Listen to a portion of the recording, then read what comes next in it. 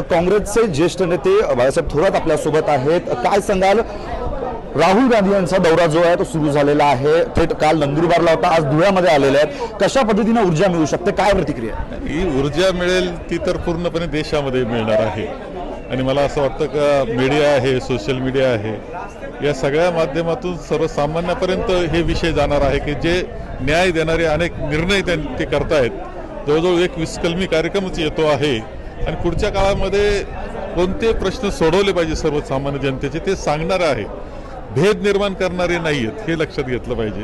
राजकारण हे विकासाचं असलं पाहिजे आणि त्या दृष्टीनं राहुलजी हा कार्यक्रम घेऊन पुढे निघालेले आहेत। आज खरं तर 5 महत्त्वाच्या घोषणा झाल्या, वचनं जी ती दिली गेली महिला मेळाव्यामध्ये, या संदर्भात कसं पाहता या आणि निवडून आल्यानंतर याची नक्कीच अंमलबजावणी कशा पद्धतीने होईल? नाही, होऊ शकते ना, असं काही नाही। आतापर्यंत जे निर्णय केले आपण 2004 पासून 14 पर्यंतचे झालेले निर्णय मुद्दाम तपासा, त्या कालखंडामध्ये जगात कुठं नसतील एवढे सुंदर निर्णय हे त्यावेळेच्या UPA सरकारनं, मान्य प्रियंका त्यावेळेस सोनियाजी अध्यक्ष होत्या आणि त्यांनी केलेले आपल्या सगळ्यांना दिसतील, मनमोहन सिंग पंतप्रधान असताना। मला सांगा, भाजप म्हणते की 400 पार यावेळेस आम्ही पुन्हा जाऊ, काय वाटतं तुम्हाला? ज्या पद्धतीनं राहुल गांधी यांची भारत जोडो यात्रा जी आहे ती सुरू झालेली आहे, काँग्रेसला नेमकं काय वाटतं? नाही, असं आहे की 400 पार म्हणतील, नाही तर काही म्हणत असेल।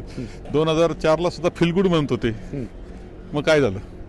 फिलगुड झालं म्हणण्याला काय अर्थ नसतो, घडतं काय याला महत्व आहे।